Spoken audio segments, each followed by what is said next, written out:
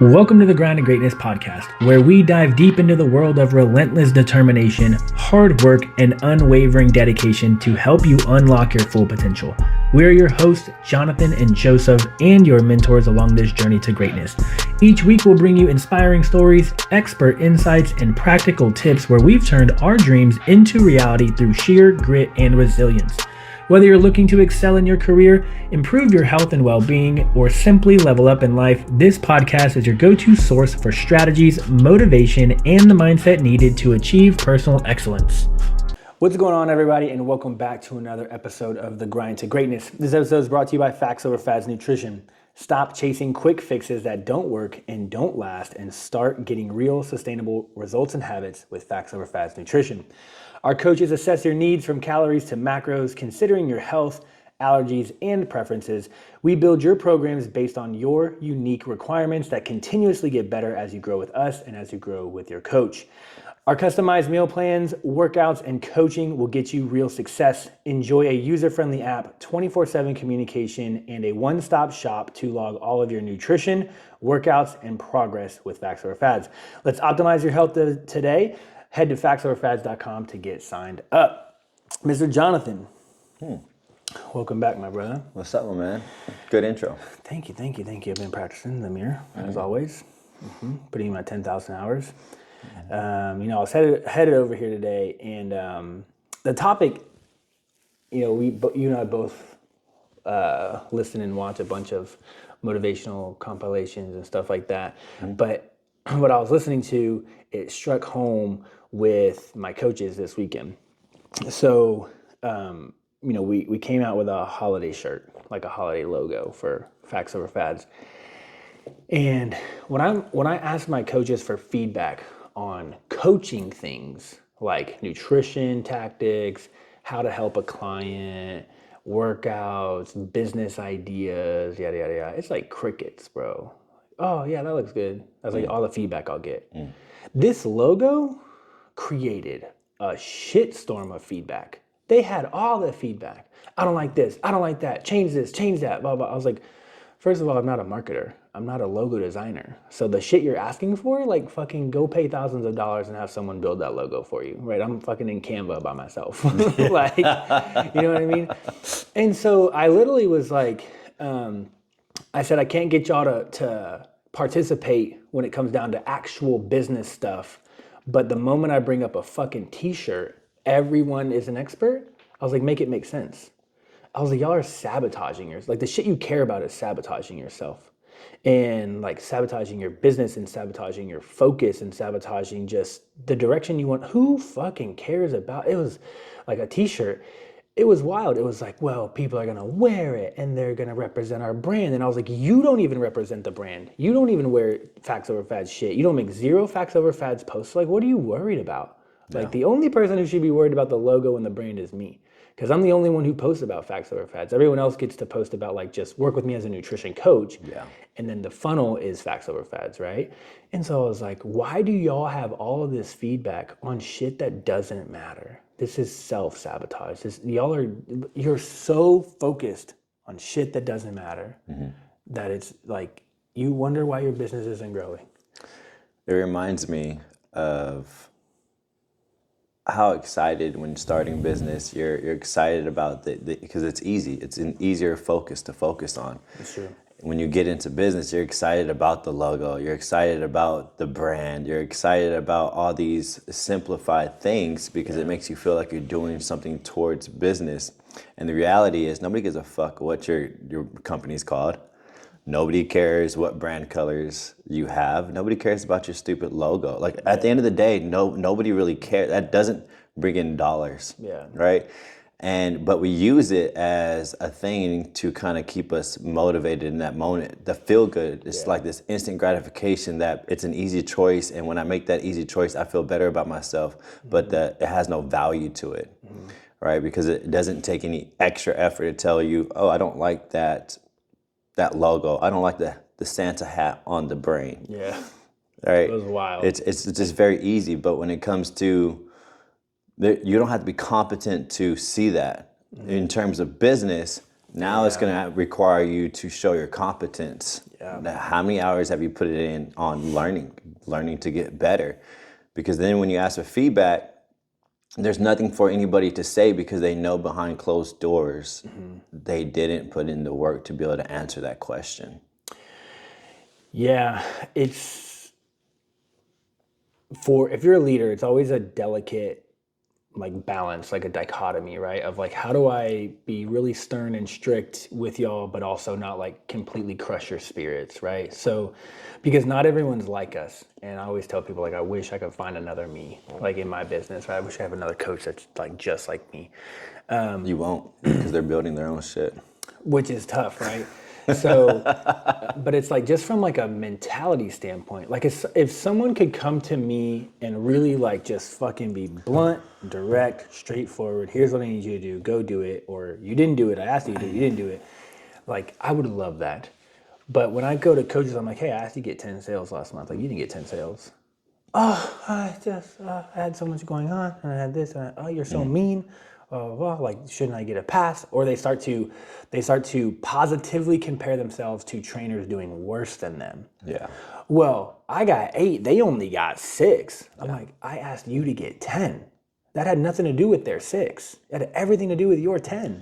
The mind is always looking for comfort. Yeah. It's as soon as you express a little bit of pain, your role, the job of the mind, its main role is to look for comfort. If it feels danger, if it feels pain, it's wired to help you go and choose something else, to look for blame, or to look that you're doing better than somebody else because it makes you feel better. It is constantly trying to help you make yourself feel better. But in reality, it's actually the thing that's destroying you. Yeah. I would look at, so when I first became a personal trainer, I would never be like, oh, I did 50 hours and they only did 40, so I'm good. I just never thought that way. I never compared to myself to people below me. I would look at the spread. I would see like how far ahead I am, but I would never like allow that to affect my like future, right? I would always look for what's next. Like, oh, I did 50 hours. How can I do 60? Oh, I did 60. How do I do 70? Or not hours, but sessions like redeemed. And so that was always my trajectory was like, what's next? How much more could I do? It had nothing to do with people who were like below me and this like negative comparison or positive comparison to people doing less than you. Yeah. Right? Because you could always make yourself feel good by comparing yourself to someone doing worse than you. Well, the positive comparison is, it seems like a norm. It seems, well, because mental health, right? We don't want people to feel mentally unhealthy.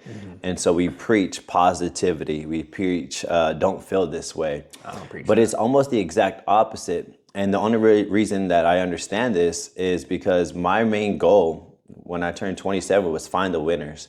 And then what are the clues to success? And if you understand what winners think and look like, they understand one key concept.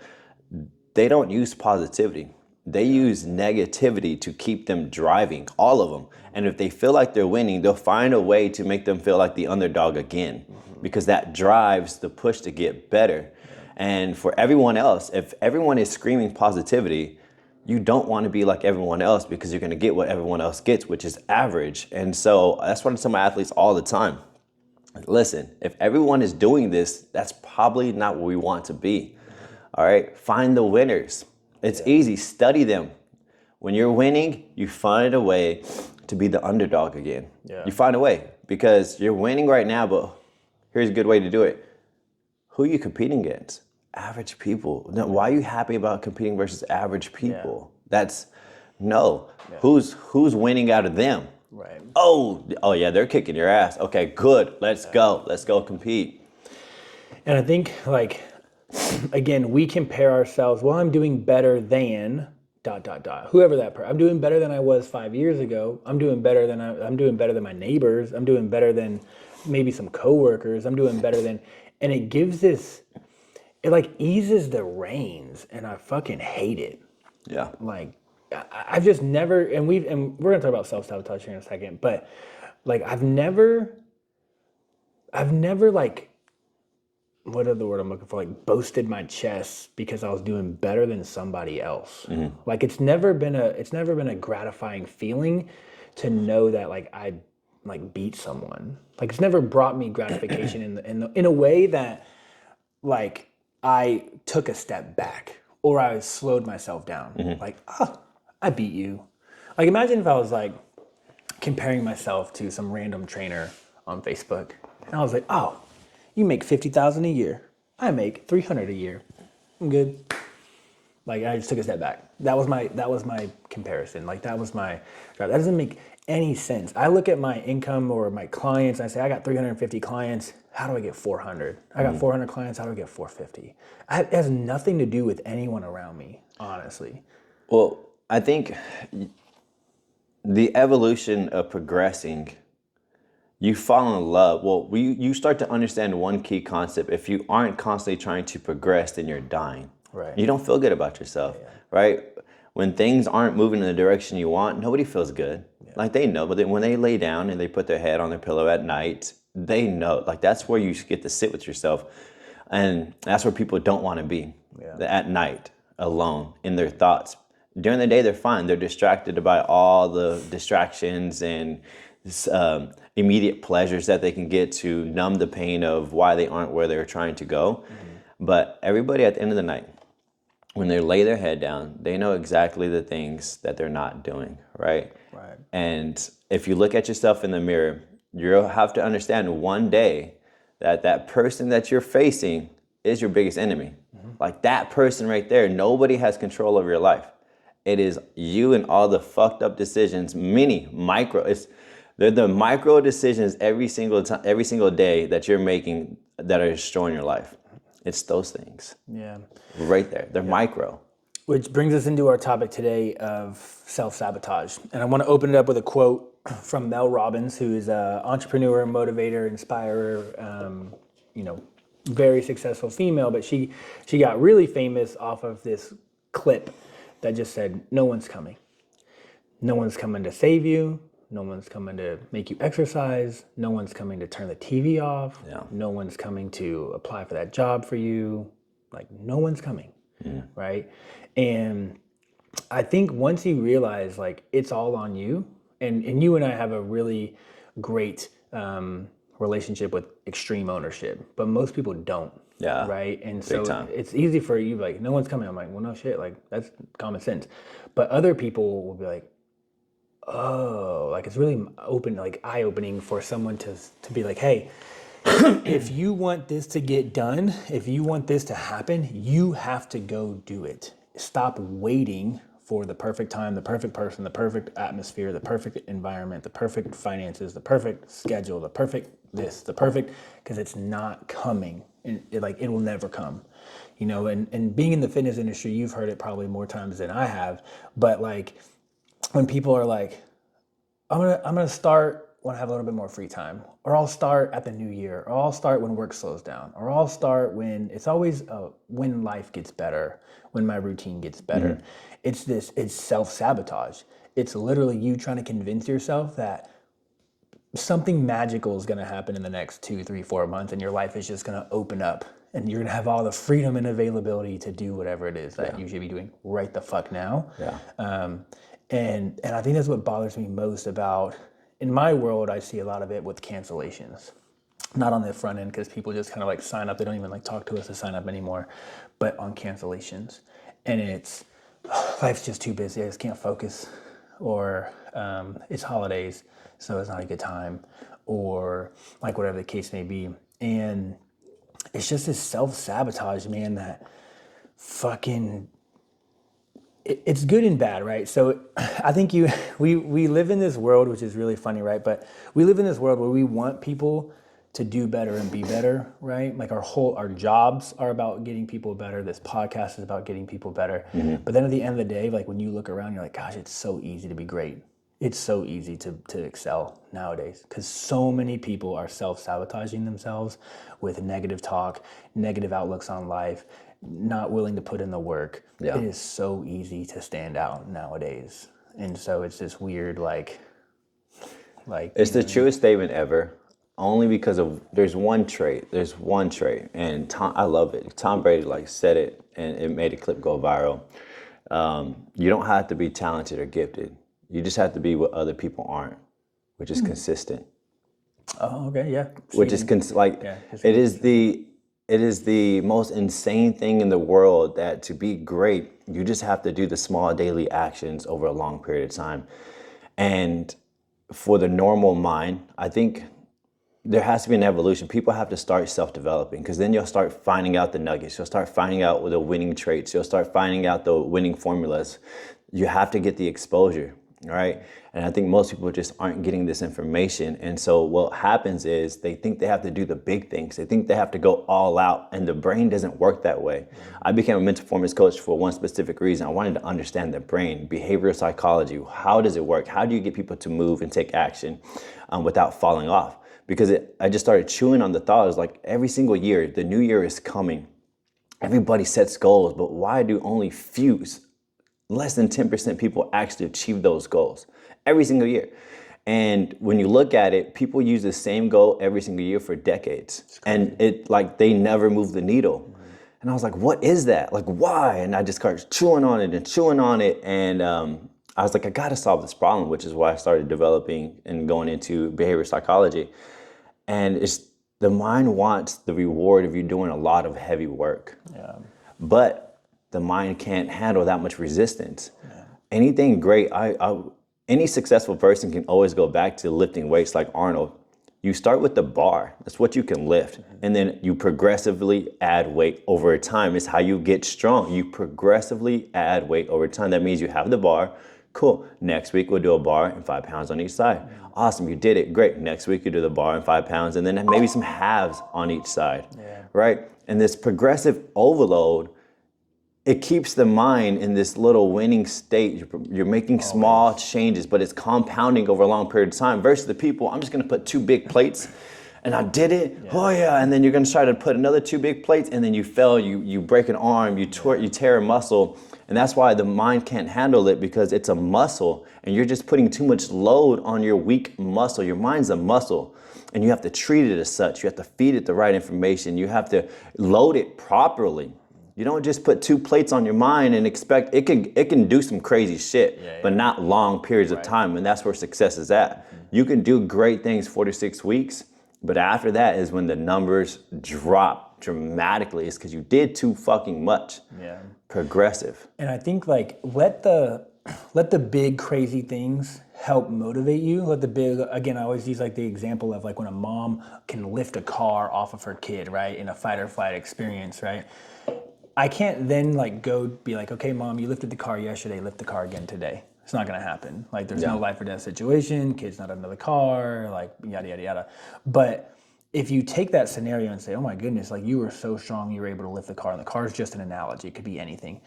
And then you say, since I did that, I wonder if I could go do this over here. Or I wonder if I'm now worth more, right? Because I've accomplished such a big thing. So in the beginning, it might be something as simple as, you know what?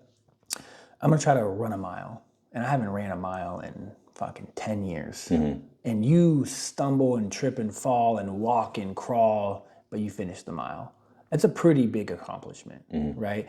Let that, like you said, allow you to jump to 1.25 miles, 1.5 miles, 1.75 miles. Don't go from 1 mile to a fucking 5K and a 5K to a 10K and a 10K to a half marathon in a short period of time, right? So this progressive overload thing, let the big, and this could be even as simple as something that's finishing your first workout. We used to talk about this with CG all the time. Come work out with me one time. I promise you. It's not sexy. If you finish it. It's not sexy. Doing it slow is not sexy. It's nothing. It's not exciting. You don't get that immediate gratification. Yeah. And that's why people lose, is they rely on immediate gratification to help them move, right? So you just told a story about the running effect, right? That is literally life. That literally happened to me. I was fit, I was doing well. I was like, man, let's run a half marathon in 6 weeks, no training whatsoever. And you'll get a fake win. Mm-hmm. I did it in 6 weeks, ran a 7.5 mile pace, fucking crushed it. But you know what also I crushed? My fucking knees, and I couldn't run for a whole year. Yeah. I literally could not run for a whole year because of pain. Yeah. So it's like everybody, you get some wins from going massive amounts of efforts, and then you get it, and then you revert. You go on that big diet, you lose the fucking weight, ha ha ha, feels amazing, and then you revert. It's too fucking massive. There's major consequences afterwards that you're just not aware of. You have to re-engineer your mindset, and the only way to do that is you got to get exposure. You got to want to get better, and you got to start reading the books, because the books are going to give you the level of exposure for you can determine, oh man, I don't do that, let's start practicing this. You talked about extreme ownership. Everything I learned is from books. And extreme ownership is probably the foundational book most people need to start with, because it gives you power that you are in control of your life. Me and my wife used to fight all the time, and we had big egos. Once we'd fight and bicker, it's the silent treatment, who's gonna break first. Sometimes they'll go for a couple hours, sometimes they'll even go for fucking days. Like, I was like prideful how long I can go, and she was prideful for how long she can go. And then we get to the point where we don't even know what the fuck we were fighting about. Like, what were we fighting about? I don't know, make up sex, keep moving forward. And then finally I read that book, and I think I spoke about the podcast a long time ago, but when I read Extreme Ownership and we started to get into an argument and the silent treatment was about to take action, I stopped and I was like, you know what? I'm sorry. I'm going to own all of this. And even in my head, it wasn't my fault, but you know what? It was my fault, because there was something that I could have done somewhere to prevent this from happening. Will Smith has a good quote. He says, it's not your fault, but it is your responsibility. So the fight might have not been your fault, but it is your responsibility to fix it, right? Because who else is going to be? I could have done something to piss her off more. Yeah. And then in that moment, she had just built the muscle to the silent treatment that she didn't even know what to say. She didn't even know what to like do. She like reverted to, I got to keep silent. I don't know what Jay's doing right now. It's weird. But she had such a strong routine of going silent that she was just like, what do I do? Yeah. Do I stay silent? This is weird. This fool apologizes. He never apologizes. What is going on? Yeah. And it took her like 10 minutes. And she was like, what just happened? I was like, it's my fault. I was like, you know what? If I didn't do X, Y, and Z, you wouldn't have got, this irritated. And then if I didn't say this, you would have just like, oh, dude. And then we kissed, and then like immediately there was maybe just going from days of silent treatment to 10 minutes of silent treatment, progression. Right. And then progression. And then it gets to the point where I don't know, when we've never done the silent treatment since. And it's been like a decade ago. With relationships, everyone says, let's say, you mess something up, spouse gets mad at you, says, Jay, you should be doing it this way, right? You say, cool, baby, I got it. Next time this happens, I'm gonna do it that way, right? In toxic, immature relationships, because I am a victim of this type of relationship, I'll do that thing exactly how you asked me to do it. And when I do it, you don't even accept it, because you're like, you're only doing it because I told you to do it that way. I'm like, yeah, bitch, that's part of learning. That you told me how to do something your way so it would help you be happy and it would help you feel better. I made the adjustment. I made the adjustment. I did it. And now you're not happy because you had to tell me to do it that way, like, to make it make sense. You know what I mean? And so, it's a weird, when someone accepts responsibility and just owns it and then just fixes it, or at least attempts to fix it. If you're not in a very mature, growth-oriented mindset, like, it's gonna come off weird and awkward. And you're like, and you're gonna be stuck. And you're like, shit, what do I do? And that's where this, again, like, this self-sabotage comes into play, because you've fixed the thing that I've asked you to fix. You've changed your ways to help us get better, but now I'm stuck. And it really has nothing to do with you. It's like me, I can't get out of my own mind. I'm self-sabotaging, be like, well, my spouse, my partner's only doing it because I asked them to do it. They don't really care about it. They don't really love me. They don't really, whatever the case may be. And it's like, well, they probably care a little bit if they change the thing that you wanted them to change, right? So that's a self-sabotage moment in relationships, where you're consistently like manipulating yourself, that like you're not good enough to deserve the change that they just made for you, right? Even though like that's what you wanted, but then it happened and you're like, nah, fuck it. It can't be true. Fuck them. Well, because that self-sabotaging, they have built such a strong routine that it's so comfortable for them. And whenever you start taking action, everybody has a routine, whether they know it or not, whether it's intentional or it's not, it's a routine. And the way the mind works is every single time you do the same thing over and over again, you just build extra strands of strength. And some of these people have built strands of strength for decades doing the same exact thing, waking up and doing the exact same fights, doing the exact same movements, not doing the extra work is such a strong routine that doing the extra work is so hard to do. And what you have to do is you have to learn how to, one, recognize every single day you are sabotaging yourself. Like there has to be some kind of awareness, like, oh shit, all right, Jay's right. I am fucking eating fucking Whataburger and not tracking my food. I am not waking up early enough to work out, and I am sleeping in, right? I know I should be fucking texting my wife maybe sometime during the day and just like give her a compliment, and I'm not, right? Every single thing you do, you're either doing something to improve yourself or you're doing something to slightly get worse. Right. Like there is no middle, because if you do nothing, that is the same thing as getting worse. And so mental performance and getting better and self-development is you have to build a routine of recognizing when that time comes, and you know when it comes, there's going to be that little voice in your mind that's going to tell you all the excuses, that little voice. And that's going to cross those two paths. Are you going to let it win, or are you going to continue to go to the path of losing, right? And I want to pivot that into more of like your own journey. So thinking more of like on a personal level of self-sabotage, not really thinking about how it impacts someone else, but just think about yourself for a second. Because we always hear, your company doesn't care about you. They'll fire you in an instant. You're just a number. They'll replace you tomorrow. Yeah. Yada, yada, yada. And we were talking before the podcast of like, again, there's been studies that show people can literally kill someone as long as if they can't see them or they can't hear them, right? So our ability to inflict pain on somebody else is like astronomical. As long as it doesn't affect me, I don't see it, I don't hear it, fuck it, I don't care, right? And so this is the same concept with like firing people. Well, like I'll fire them. Like, I don't care. It doesn't affect me at all. Yeah. Like, it's them. I don't give a shit. Like, oh, company's not making numbers. Like, cool, fired. Like, okay, look, we made our numbers, right? And so with that mentality in mind, that like no one else gives two shits about you, and then on top of that, you're gonna go and not give two shits about yourself. Like you're gonna talk negative to yourself. You're gonna hold yourself back. Will Smith is like, you're gonna kick yourself in the balls. Yeah. He's like, what?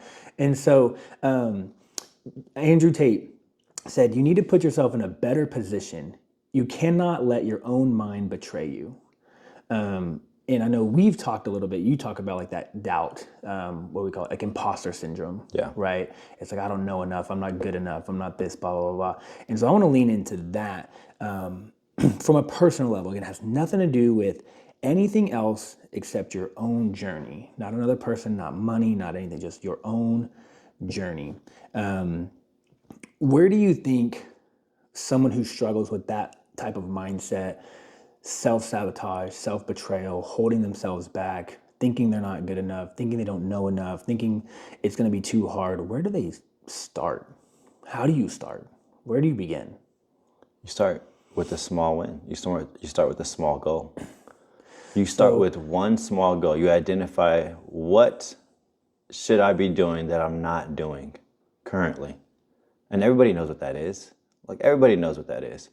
And usually the best thing you could do is start with some type of morning win. And I say a morning routine is because the morning routine starts your day off. All right, you have a fucked up morning. 9 times out of 10, you have a fucked up day. You're just gonna let that shit leak, right? Because you don't have the mental capacity to flip the script like that yet. It's a muscle. Yeah. And so if you can just have one small one, what's one small thing that you can do tomorrow that would be a win in your book that you're currently not doing? Now that's the powerful part. Currently not doing. Yeah. That's all it is. Yeah. Because what that is, it's when you show up tomorrow and you actually do that thing, what you did was you created confidence in yourself that you are somebody who can commit and keep promises to yourself. Because right now, that self-doubt, it's real. It's real 100%, and it's not telling you any lies. It's not feeding you lies. It's 100%. You have self-doubt because you have not proven to yourself that you can commit to the things you say you're committing. You have a history of no success. You have a history of lying to yourself. So that self-doubt is 100% telling you the truth. Let that pain you enough to be like, you know what? You have to set goals and you have to achieve them. Now, don't be a dummy and set gigantic goals. That shit does not work. Yeah. And if it does, it's temporarily. This is the only time, maybe not the only time, but this is a big time in life where I would tell people to join a group, get in the environment of whatever it is that you want to be successful at. And so let's take fitness.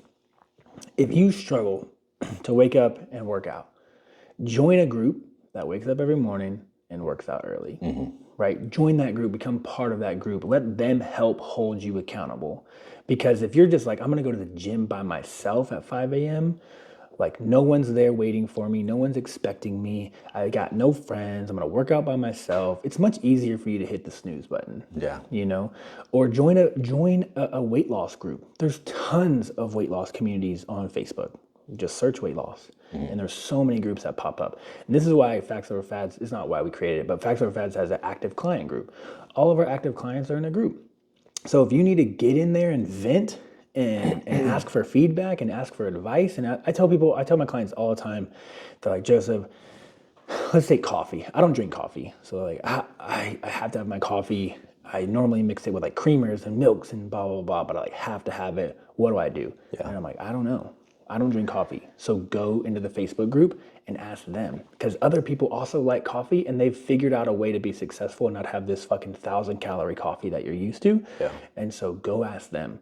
And so I would say start small, but figure out what it is you're not doing, but then join a community that's doing the thing you want to do. Yeah. Whether it's diet, whether it's exercise, whether it's money, there's tons of entrepreneurial groups on Facebook. I've been leaning into Facebook groups a lot. I had a client who going through a divorce, and husband was a complete narcissist, controlling all the money, pretty much leaving like her and the kids like no money. She's like was a stay-at-home mom, no money, no food, no nothing. And I was like, girl, get into a Facebook group, ask for help. Like I don't know, but like ask for help. I know there's somebody out there who can help you, or there's attorneys that will do pro bono work and will represent you for free. Like, go sue him, go get the divorce, go get what you're worth, go get what you need, whatever the case may be. And so I would say, once you figure out what you're not doing, join a community that's doing it. That would be my first piece of advice. What people need is just confidence. That's it. And we spoke about it. Fitness is the gateway to confidence. Once you get a little bit of wins, you gain momentum. Then you can reach for a little bit more and you'll get a little bit more wins and you'll gain momentum.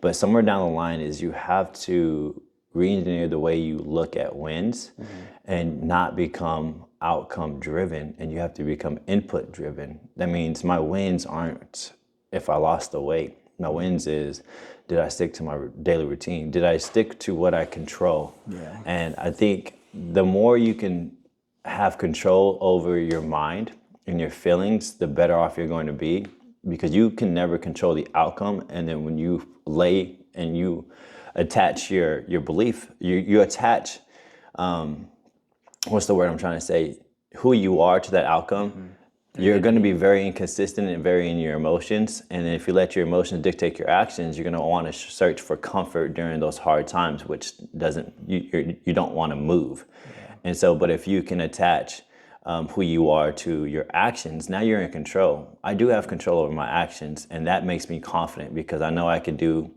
what I said I'm going to do. I don't know if I can, I don't know if the deal is going to go through, right? I can give myself a high probability to make that deal go through. I can control my actions. And if the deal doesn't go through, I can look back. I was like, man, I did everything I needed to do to make that deal go through. It just wasn't my day. Cool. Next day, reset. I can still win again. Like the very next day, I can still win again. Why? Because here's my inputs for the day. But this is where, and you said identity, which is a turn I didn't think we were going to take, but it's a fantastic turn. But this is where, like, you wake up every day and you know deep in your heart you're an entrepreneur, and you know what that comes with. You know that comes with failures, missed deals, no money, long hours, blah, blah, blah. So all of these failures, they don't actually change your identity, because always deep in your core, you're an entrepreneur, and this is the name of the game, right? So let's take it to health. Let's take it to just people in general, where they say, I'm old, I'm diabetic, I'm menopausal, I got PCOS. That's their identity. And so trying to really get people to rethink about themselves in a different manner is like super hard. I'm like, I can never help you be successful if you're always gonna play the menopause game. I can never help you feel strong. I can never help you lose weight. I can never help you get your energy back if deep in your core, all you believe about yourself is you're menopausal. That's all you think about. It's a lose-lose situation. And so I always think about, like, you, me, all the buddies were in our mid-30s, right? Like, fuck, I'm old. My joints hurt. But like deep in my heart, like I know, like part of my identity is someone who is fit and works out regularly. Yeah. So no matter how much pain I'm in, no matter how old I am, no matter how much my joints hurt, I'm still gonna go work out, because that's my identity much more than an old broken man. It's not just identity, it's what I believe in. So I believe my beliefs, I think people need to, once again, it's a mindset thing. It's not just my identity. Well, I guess identity is mindset. You have to fix that. But I operate off a lot of belief systems, and I let that kind of control. They're almost like principles that I value for my life. And I just have this one mindset that I'm just willing to do whatever it takes, right? So if I have a menopausal, then, I find a way, whatever it takes. I find a way, whatever it takes. And I use frames like that. And that's why it's so important to start developing your mind and start reading articles and start studying and start continuously learning, because your next level will always require new information and a new version of you, which are new habits. And if you aren't getting new information or seeking out new information, you're going to remain the same. So I get this information and then I start chewing on it of how can I apply it. And so I had an athlete come up to me. She's like, Jay, I can't work out today. My hamstring's a little bit tight. I was like, you still have an upper body. I use that a lot. And so I told the father, I was like, hey, just want to let you know, because he was probably aware that she wasn't going to work out, and I wanted to talk to the father. I was like, hey, she is going to work out. I just want you to understand that she needs to have the mindset of whatever it takes. I can still work out my upper body. We can always find a way. I may be 37, I'm just speaking out in general. I'm not 37 years old. Let's get that straight. Not yet. Okay. But even if I was 37, me being fit, me being able to go still play basketball, whatever the case may be, I should be able to do all that. Whatever it takes. Okay, cool. Then I need to work on my foam rolling before I go work out. Before I go play basketball, I need to warm up a little bit better, right? Me going out there off the gate may not be the game no more, but I can still do all the extra work to prepare to go do that work. And I think those belief systems and those frames guide me. Huge. It was like, even when I had my back pain, right? Like, you saw me, I could barely stand up, right? I took about a week off from working out. And then once I could kind of stand up and walk again, I was back in the gym, right? And everyone's like, why are you working out? Well, first of all, like, my back hurts. There's tons of other things I could do. I could do singular movements, simple movements, bicep curls, shoulders, leg extensions, leg curls. I could do all that stuff that didn't put any pressure on my back. But two, it's part of who I am. And so just because I'm injured, just because I'm hurt, does not give me, like, for me, it doesn't give me a reason to not do anything, to completely change who you are. Like, it feels uncomfortable to not be in the gym. And I was just talking to my buddy last night about it, of like, man, if I don't work out at least 4 to 6 times a week, I feel off. Yeah. I feel off. And he's like, bro, that's a lot. And he works out like every day. But he's like, that's, like, 3 is fine. 2 is also okay. And I'm like, no, like, I just feel off, And so, but when I go through the back pain situation, and then I still make it to the gym 7 or 8 days later, and I'm in excruciating pain, but I'm doing things that aren't making the pain worse, I then get to use that as leverage in the future of like, man, remember that one time I could barely fucking walk and I still made it to the gym. Yeah. Whatever I'm about to go through can't be worse than that. Yeah. Right? I use the gas chamber a lot. Bro, have you ever been in a gas chamber? Probably not. It fucking sucks. Okay? In boot camp in the military, you have on all your mop gear, all your fucking biochemical warfare gear, right? And you go into I think they call it a cold room and a hot room or something. You go into a room, they're cooking cocaine over here, and this is the hot room, and whatever it's called, I don't know what it is. And then this room is next door, but obviously it's leaking through the doors, so you get a hint of what you're about to go into, okay? So you walk in, and any piece of skin, and you have gloves on, you have everything's cinched tight, but it's still getting into your clothes. So you immediately walk in and you're like, ooh, it's starting to burn. My skin's starting to burn.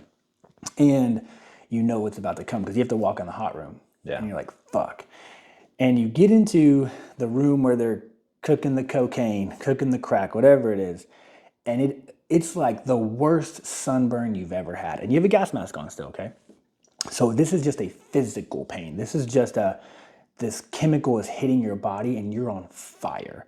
And you have to sit against the wall or stand against the wall and just listen to whatever your sergeants are telling you, right? Because they're in this shit with you. Yeah. So then you're sitting there like, fuck, my neck hurts. Oh, my face is burning. Oh, my hands, my feet, it's burning. And then they go, take your mask off.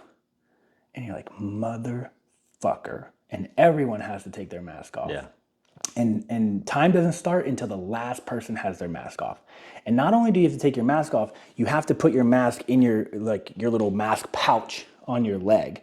So you can't just sit there and start fumbling and fucking give up. You have to like do something that's like very tedious. I have to put this mask in my pouch, re-strap it, make sure it's on, blah, blah, blah. So you have to like think through a process while you're in the most uncomfortable situation in your entire life. So everyone thinks they're gonna outsmart the sergeant. They say, I'm just gonna hold my breath. I'm gonna take a big deep breath before I take my mask off and then I'm gonna be good, right? Like they've been doing this for decades. They know you're gonna hold your breath. So what do they make us do? They make us fucking sing the national anthem. We're in there singing the national anthem, throwing up on one another. Just 15 people in a box no bigger than this garage and fucking vomiting everywhere. Snot's coming out of your nose, coughing, throw up. People are collapsing, their legs are giving out because they're just so uncomfortable. Then you have to walk out of the room. They open the door and you just see the horizon and you just want to fucking sprint. And one dude did sprint and he got clotheslined. Drill sergeant said, fuck that, boom, knocked his ass out. Yeah. So then you have to line up in a line and you have to put your hands on the soldiers in front of you and you have to walk out cordially, slowly. The drill sergeant's in the front controlling the pace. Calmly. In chaos. In chaos. You're still throwing up. Snot's coming out everywhere, blah, blah. And you have to walk out calmly. And again, dude got clotheslined, picked him up, put him back in line. All right, let's get out of here calmly. Yes, freedom is right there. Calm down. It's okay. You'll get there eventually. And then they have videos. There's a cameraman outside of the door waiting for you to walk out, and then they sell the DVD of you, right? And you're coming out, and people are just throwing up all over the place, and it's all on camera. And it's the most painful, terrible, one of the craziest things I've ever done, right? Almost like, I guess, like getting sprayed with pepper spray would be a very comparable thing. But then you think about, okay, I did that. So whatever I'm about to go through, it can't be worse than that. Well, that's just the power of setting challenges and achieving them. Doing things that are going to be difficult and achieving them. And there's nothing special about it. Once again, what are you actually doing when you achieve a challenge? You're just gaining confidence about yourself. That's it. Yeah. Literally, life is a confidence game. Yeah. It controls your performance. Yeah. And if you can develop a daily small routine of how you can get some confidence to give you momentum to do shit that you normally wouldn't do, that's how you win. Yeah, and I like that, like, it's not about, let's say you have a 50-pound weight loss goal. It's not about the 50 pounds. It's about the confidence and the discipline you secured along the way. Yeah. Right? And so I think a lot of people, they look to once they hit that goal, once they reach that accomplishment, they just look to like kick back and relax because they hit the goal. Yeah. And like it was never about the goal, right? And so so what's the quote? Like you don't rise to the level of your goals, you fall to the level of your systems. Right? You fail to the level of your system. And it's like it's never about the goal. It's about the system. It's about what you become in the process of achieving that goal. It's the journey, not the destination. So I talked to my son because my wife is in a season of winning and getting confidence, right? My wife has been making a ridiculous amount of money on TikTok affiliate programs, and she's gaining a lot of confidence. And all that confidence, I've seen her put in 10x work ethic in her preparation from the confidence. And so I was talking to my son, and I was like, Slice, how long have you known Mom? Like 17 years. And I was like, have you noticed anything different about her? She's like, yeah, she's determined. She's on it. She can't get off of it. She's working. It's nonstop. And I was like, Slice, what you have to realize is, people find comfort. Mom hasn't done anything for herself to go out and achieve anything because they find comfort in just what other people do. Like, I'm just going to get a job, right? Or I'm just going to be a mom, right? There's a lot of comfort and responsibility there because it's the norm. It's normally fitting. And I was like, Slice, I've been almost an entrepreneur, not a decade yet. It's around 9 years, almost 8 or 9 years. And I was like, son, I'm not smart. I'm not talented. I'm not any of that. I was like, Mom is really smart. I was like, if Mom would have started when I started, she would be she'd be a millionaire by now. Yeah. I was like, my biggest power that I get over everyone is my inability to just go fuck shit up and go gain confidence and solve those problems. I was like, right now, you see Mom's energy level and Mom's excitement. She could have had that a long time ago. But she never gave herself the opportunity to fail and to figure out and how to overcome. Because that's where you gain your confidence. I was like, son, one thing I just want you to realize is go chase all the failures. Go fuck everything up because that's where you gain confidence. You don't gain confidence by doing what everyone else does. You don't gain confidence by just getting a job and paying the bills. And then when you don't gain confidence, you don't grow because you stay stuck there because you feel comfort there. I was like, we have to take the lessons from what Mom is doing. Mom's crushing it right now, but why is she crushing it? She got to win. She got to win. But she would never have gotten that win if she never fucking stuck her neck out there to go find out if she's going to get a win or not. And she got it, and what did that do? Confidence. Yeah. Now she wakes up trying to compete with me. Now she's fucking on it. Now she's like, who's going to do what? And I'm like, where was this shit 10 years ago? Like, where right? can we be at, right? And that's just most people live. They live in their life of just the norm. And you cannot become great if you can't take big risk because that's where the value is in what you're trying to achieve. That's why setting challenges, something that's outside your comfort zone, is such a big deal. And everybody should be setting challenges for themselves quarterly. Because that way you can get at least you give yourself an opportunity to win something. Yeah. Right? But in that opportunity, start learning. You suck at doing challenges.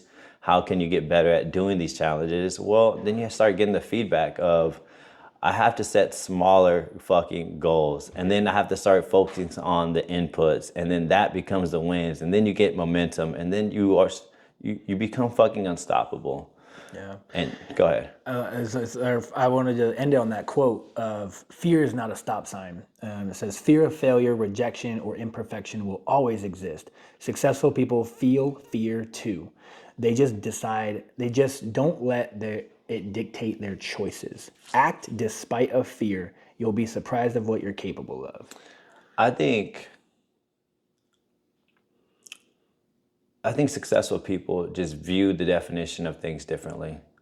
Like that's it. It's just replacement type of thing. When normal people think fear, they think, oh no.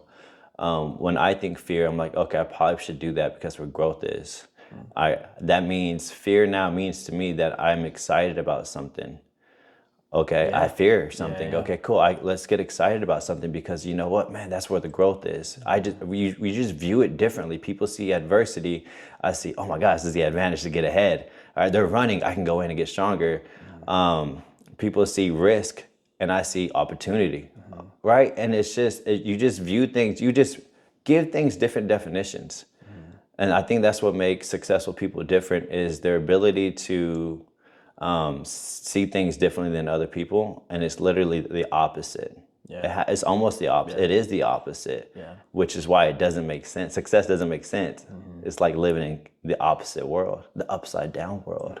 And the problem is it's such a lonely world. Very few people think that way, act that way, talk that way, have that perspective on life, so on and so forth. And list the opposites. List them. What are the opposites? People think weekends. What do we think? Work, extra time. Extra time to get ahead. People wake up at 7. What do we do? Wake up at 5. Wake up at 5, bro. People fucking watch TV at night. What do we do? We're listening to podcasts, reading books. Or, and I got this one from Alex Hermosi, or you can go to bed earlier. Or you can go to bed earlier. Bro, that one's strong. I haven't done that yet.